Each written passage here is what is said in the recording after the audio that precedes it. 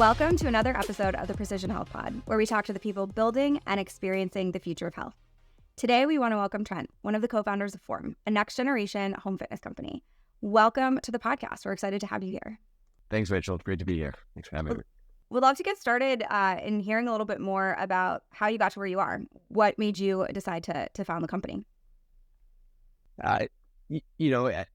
Obviously, everyone has, as a founder, you have your pain point. And for me, I'd started working out at home and it was great, but it took a lot of equipment and how do I make this smaller?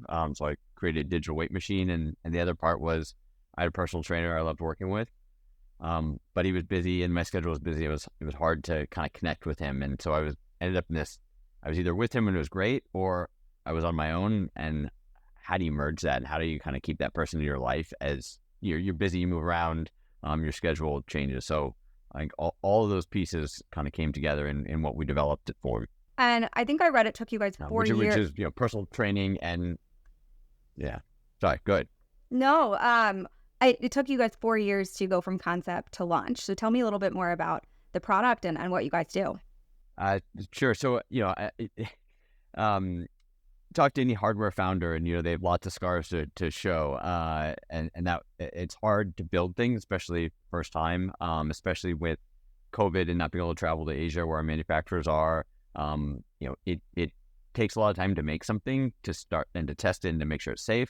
But it is also compounded by, what the world's been like the past few years. So I'd say all in from kind of idea to in my house using it on a regular basis, it was almost 6 years. And I'm relieved to say that when it got there, it was as good as I hoped it was going to be. It wasn't, there wasn't kind of a moment of disappointment, but it was great. It was everything I had hoped it was going to be. And that's a digital weight machine. It's a mirror device with 2 arms that come out, and it's all the weight training equipment you need. And then there's a big screen on it where my trainer shows up live or pre-recorded as makes sense for me.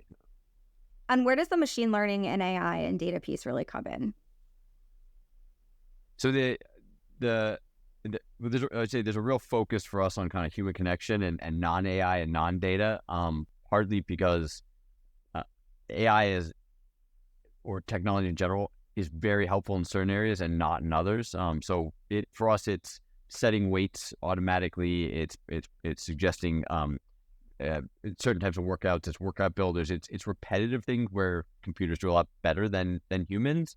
But I think certainly on a computer vision perspective, it's not quite good enough yet. It's good at matching patterns of saying you're not matching this, but when you're talking about why someone moves, how they move, it's still better for a human, and relationship matters. The reality is lifting X weight or X plus 3% or doing some other workout isn't the difference between health and not health. It's did you show up or not, and really accountability, motivation, having a relationship is a much bigger factor in are you going to actually come into the room and do what you need to do. So it's really the combination of the two. I think of choosing AI is great here or technology is great here. Here's where it is human. And how do you merge those two to fit someone's schedule more easily? So it sounds like you're really using technology to superpower the humans involved, both the trainers and the people that are showing up. Is that kind of how you see the future of home fitness, or do you see it evolving in any other way? It is how I see it. I mean, I wouldn't call myself a futurist. I can't see too far out there. I think you said it very elegantly. I think about myself and personal opinion, but I'm not looking to have an AI doctor anytime soon. That might be wrong, right? And I get that the answer may be better with technology, but I think there's still a lot there, especially whether it's the loneliness epidemic or work from home or any of these other things. We spend a lot of time on screens. We spend a lot of time on technology. It's even, I'd say, less frequent that you're seeing people and connecting with them. So, I think it is a combination. I think it is superpowering. And, I think there's a lot of conversation around, is AI going to replace everyone's jobs? And who knows? I'm not a sci-fi type of person, but I'd say that everything I've read that makes, would lead me to believe that these will be combined, right? And it kind of, there's a human element, whether it's on the creative side or in personal relationships and emotional, where the technology just is not there yet, and may or may not get there. I don't know, but so certainly for now, I'm a big proponent of putting the person in someone's life and then augmenting them with technology. I'm in 100% agreement. I'm not interested in AI doctors or AI trainers yet. But it is something where I see it, and I think we all see it, where it's adding efficiencies, it's super powering the humans. And I think that's kind of where the exciting pieces of it, as we think about the next couple of years, is how do we get better at putting people together, creating better connections, creating more efficiency from time. And then we'll see what happens. Technology is changing so quickly. Totally. I mean, look, profiling genetics and other things much better with computers, not so much done by hand. But I think that's what's exciting is health is a bit of a black box. We have very little diagnostic ability, and that's starting to come. Whether it's precision health items, whether it's a CGM, any of these body scans are getting kind of higher resolution. They're helpful for getting someone to start an exercise routine, to motivate them to on track. I mean, one of the challenges that we have as a business is only 20% of Americans work out regularly. Exercise has largely been I think the main reason tends to be weight control. Even though that's not the right lever to pull when you're trying to do that, but like that's why people tend to work out. That's where a lot of the marketing is. I think now when we have more insight into people's health, what are your genetics, what are you predisposed to, what's your metabolic health look like? Anything that kind of technology is now allowing people to understand more and quantify where they are helps them understand exercise as a prescription into that, and then other lifestyle interventions as well. So I think it's a jumping off point that I think is going to really help people think about their health in a more preventative way than kind of once they're sick. And that's really exciting. And how does Form think about having that conversation with people? If only 20% of Americans are working out, you want to make it more of a conversation about health versus about weight, which I'm a huge proponent of. I work out for my mental health more than anything. But how do you kind of have that conversation with the market, and how do you think about evolving it over time? It's a challenge without a doubt. I mean, I think the narrative is changing culturally around what it is. I think if you see some of the more widely quoted surveys, it was always weight control, and then during COVID it became mental health, and this year it's starting to be longevity. And it feels a little naive to say, hey, exercise is good for longevity, when we all know that, but until it's articulated a certain way and a framework's there, it sounds like a new idea, even though it's not. I think it's like any activity that's preventative and accumulates over time, where there's kind of no pain for not doing it. It's easy to forget it. It's easy to ignore it until it's too late. Adding some urgency to it, adding some quantification to it, is a way of changing that. There's now a reason, and I noticed in my, I have a daughter is a little less than 2 years old, and just that process of becoming a parent changes the way I think about things, and so I'd say changing the whole industry and why people do it. And you can't tell them it's for mental health, because if you're not doing it already and noticing the difference, you don't acknowledge that. It's a pretty amorphous concept of mental health until you're like, wow, this is the best anxiety drug you can get, is taking a walk or moving your body, but you only learn that, I think, as a practitioner or as a participant. It's really hard to show someone or tell someone that. They need to experience it themselves, like with any experiential item.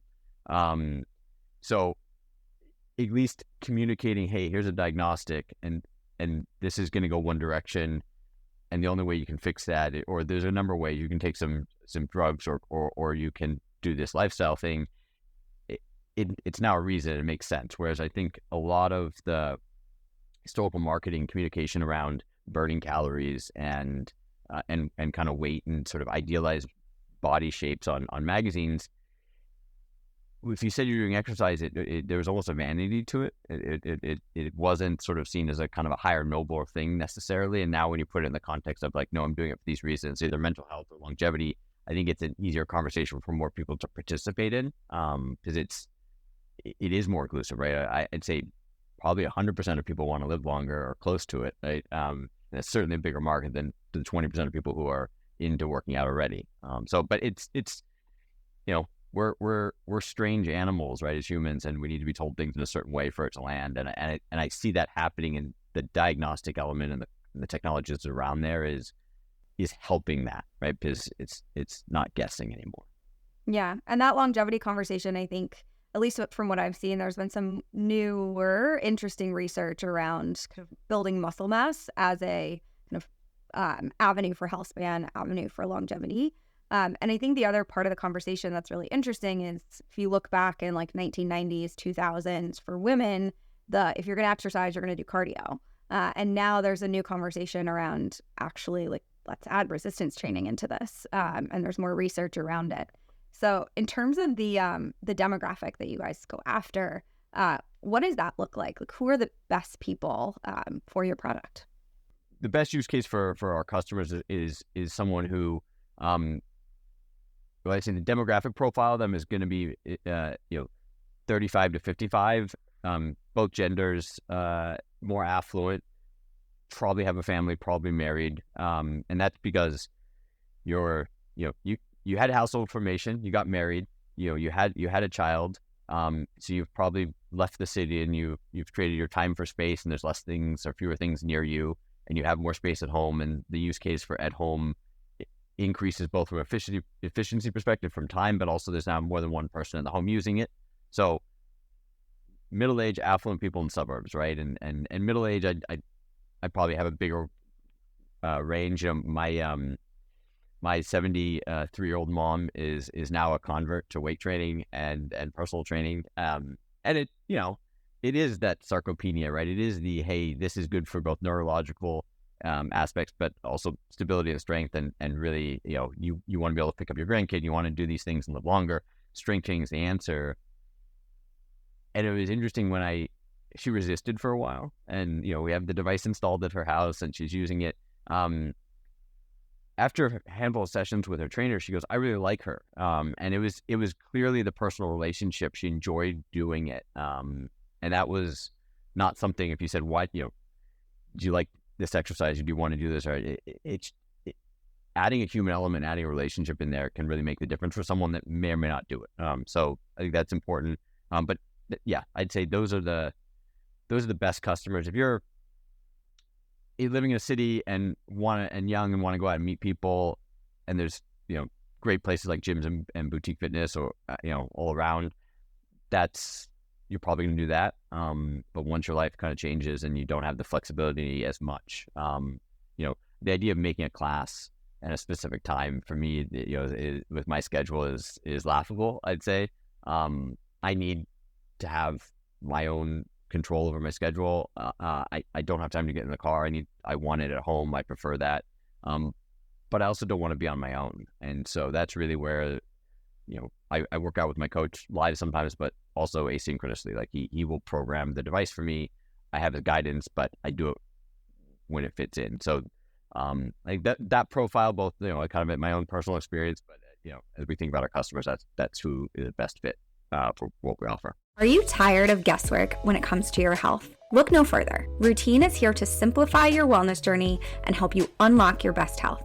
With Routine's convenient at-home lab tests and customized nutrient solutions, you can fast-track your health goals and understand your body like never before. No more one-size-fits-all approaches. Routine tailors science-backed plans and custom nutrient solutions to your unique needs, providing personalized nutrients, insights, and guidance. From smart multivitamins based on your lab test results to targeted supplements and personalized improvement plans for stress management, Routine has you covered. Experience unmatched results that you can track and feel, allowing you to achieve your full health potential with Routine. Visit routine.co to start your personalized path to ultimate well-being. Say goodbye to the hassle of generic solutions and take control of your health today.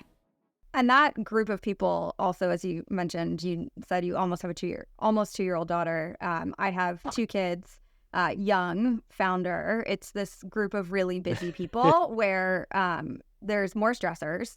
You all of a sudden really have to focus on your physical and mental health because you're not feeling as well. Plus, everything is kind of chaotic. And so it makes sense to have that. Like, how do you save 30 minutes by not driving to a gym or driving to a workout class? And so that kind of demographic, I think, is growing, but also is a complete mind shift when you think about moving from city to family to home to how much time you actually have and what your time, who owns your time, really. And then on that note, as you think about your own health, obviously you have Forme at home, you're working out, you have your coach. What else are you doing? How are you thinking about kind of overall health? You sort of realize that especially when you're in this industry, the building blocks that matter, right? First of all, it's sleep. If you don't get sleep, it doesn't really make a difference. Everything else falls apart. Diet's super important from both how you feel as well as weight control, and then exercise. I'm a big proponent of weight training. I had done it I played lots of sports as a student or kid, and weight training had a role in that. And I kind of then went down a whole path of yoga or Pilates or marathons, things along those lines. Kind of once I got out of team sports, and I came back to weight training in my 30s again, and I looked at a new light, and I really got hooked on it again, and certainly encouraged by all the research that's come out around whether it's the dampener for your metabolic health or kind of longer term. But I realized that the strength, the muscle, all that stuff, not only does it make me feel good, and it is a great reliever for stress and anxiety, but I'm resilient, and I had a really stressful job before I became a founder as well. And I realized that discipline of working out and kind of having a regular routine allowed me to shoulder it, right, and to deal with it and to process it. And without it, I probably, I can't imagine going through all of the stresses of starting a business, especially a hardware business during COVID, without having that outlet, right, kind of, and resiliency that I developed from having a regular workout routine. So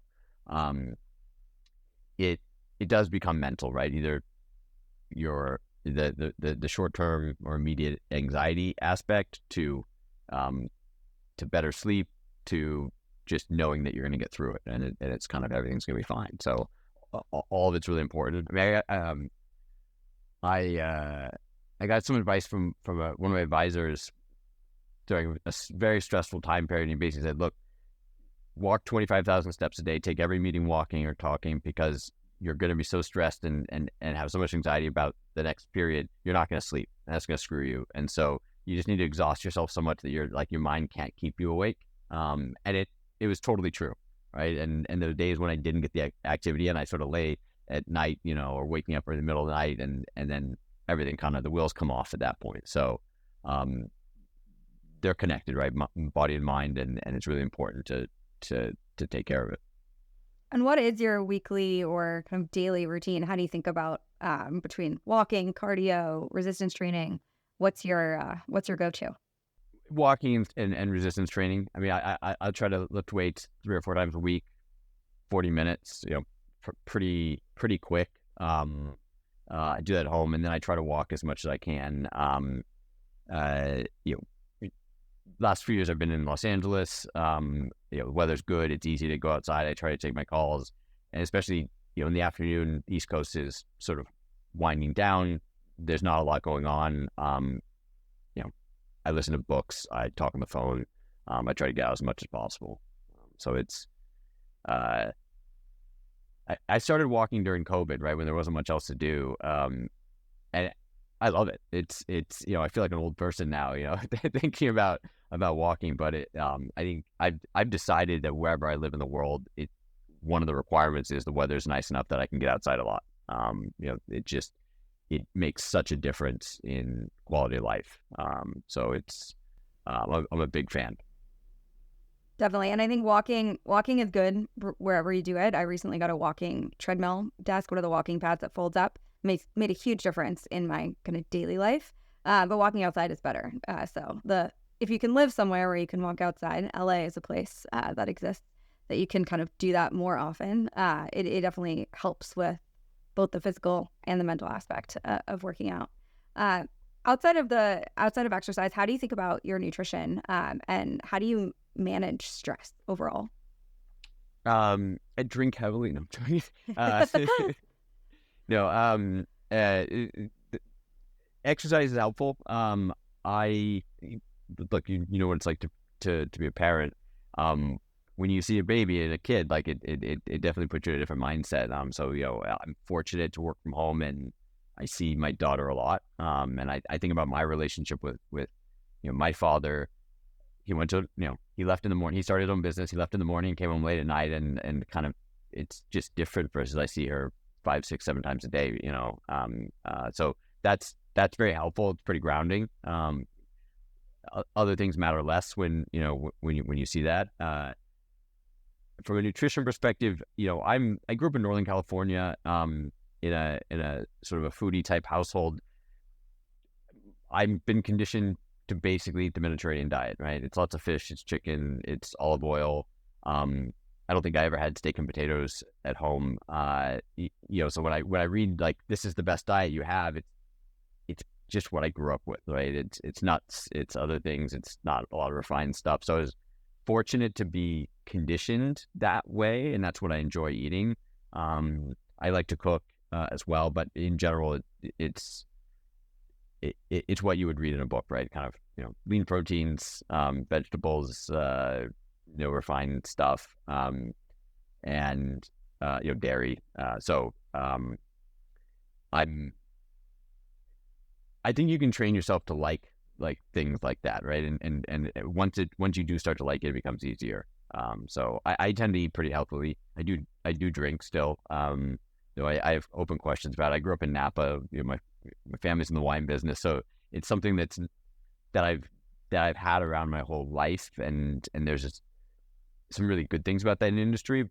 But at the end of the day, I think all the research is pretty clear. Alcohol in general is not good for you, and so it's something that I've considered the post-alcohol world, and whether I'm going to end up in it or not. But yeah, that tends to be what it is. I think a lot of founders that I talk to in and around health, and just people kind of that are becoming parents or busier, they're questioning their relationship with alcohol, or kind of how much they're drinking, when they're drinking, and how they think about it. But I'm similar. I haven't totally given it up, but I've definitely decreased significantly. I can tell a difference on the days that I even have like a glass of wine. But there is a social aspect. There is a kind of human interaction aspect of it that needs to be considered, especially in a world where people are working from home. You're seeing less people, to where how is like life part of your concept, if it's something where you have a good relationship with alcohol in the first place. In terms of kind of the diet piece, Mediterranean, it's great that you were raised on that. I think a lot of people are going more towards that, but maybe struggle if they weren't kind of raised in that area. Is supplementation something that you do on a daily, weekly basis, whether it's proteins or you're thinking about vitamins and minerals? How do you approach that piece of nutrition? I'm a participant in supplementation. Agnostic's not the right word. I'm curious, or like I'm still. I do it. I believe it. I spend money on it. I'm not. I also read all the other stuff that says you may or may not need it. I'd say I definitely take magnesium every evening. And I notice a difference from a sleep quality perspective. I occasionally do protein. I get enough from my normal diet, and I sort of don't have times when I really have an extra meal. But I'll occasionally do that. And then I'd say experimented with either daily vitamin type stuff or greens or things along those lines. started to drink electrolytes a lot more now. I don't know, these things go in phases. You sort of run out, and magnesium is probably the one or zinc magnesium mix, like the one that probably like was immediate. Like, oh, when I don't do it, it's not as good. When I do it, it is good. And I'm not a doctor, so I get influenced by what I see on Instagram. I'm not gonna lie. So I'm interested in learning more and kind of understanding it more. And obviously having kind of more diagnostics around it. But I'd say I'm supportive, and I believe it, and I'm a participant. But I couldn't kind of preach on it really, other than I'm going to give you like eat the balanced diet, lift weights, and sleep kind of thing. I know those to be true, or I believe those to be true. The other ones, I think so, and it makes sense, but I haven't kind of figured out the right answer. You're still in the guess and check. There haven't been anything. I was trying. Yeah, Go guess ahead. and check. I haven't had anything to been fortunately pretty healthy my whole life. I haven't had a condition or something. I am not allergic to anything. I haven't gone through elimination diet. Like it's everything kind of is, I think is works and hasn't been in something to really push me to get more precise on it, I'd say. I also know, candidly, like if I really wanted to feel better, like probably the number one thing would be to stop drinking. So I try not to be a hypocrite, or as well, or about it, and sort of I know that if I sleep more, don't drink, and work out more, everything else just works. And so it feels a little wishful thinking on the other pieces. Yeah. I mean, it's a personalized approach to what works for you and your body and what you need it to, which is really where I think health is going. So it makes a lot of sense. As you think about kind of the future, the at-home fitness industry has obviously changed a lot between COVID now, or before COVID, then now. What do you see coming? What do you think kind of the future of your industry or the future of overall health looks like?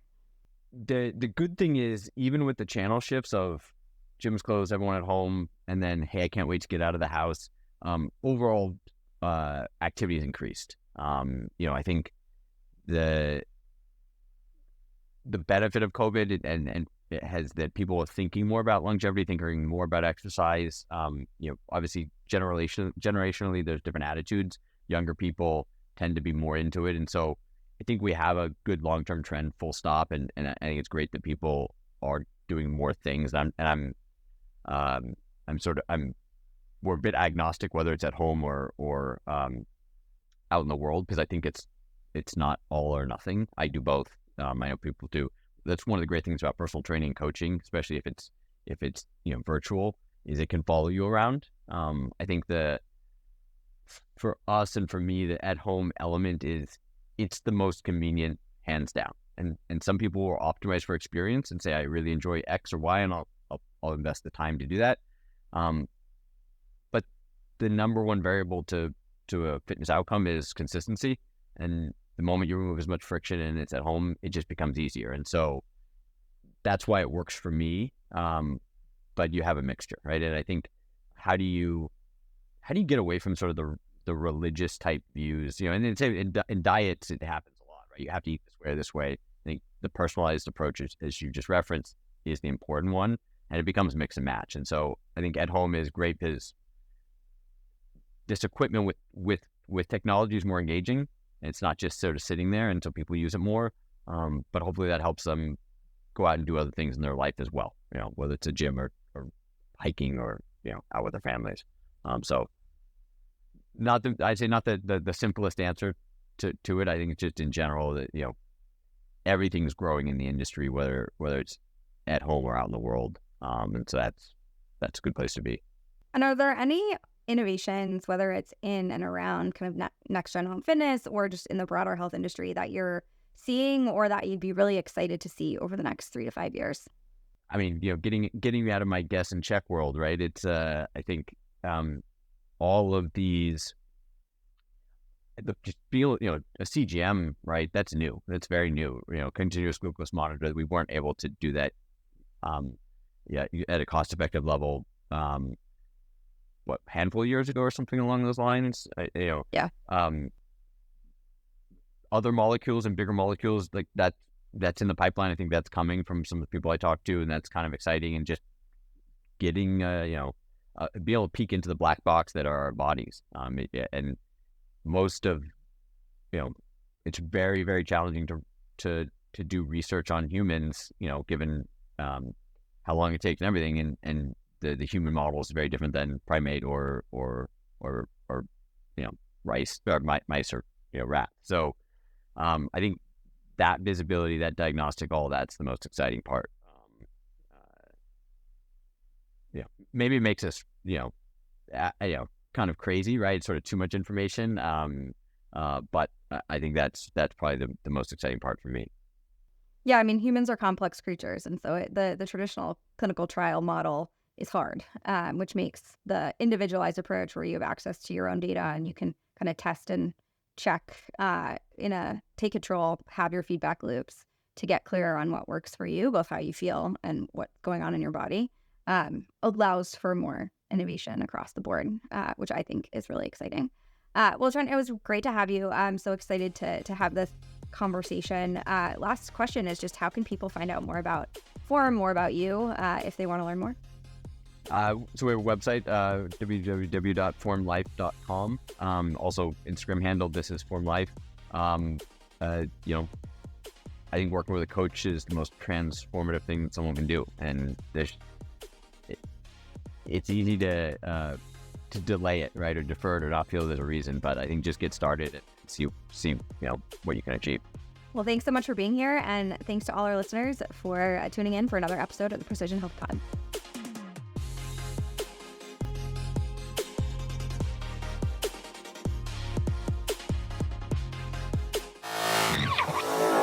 Madden and Mitchell Media.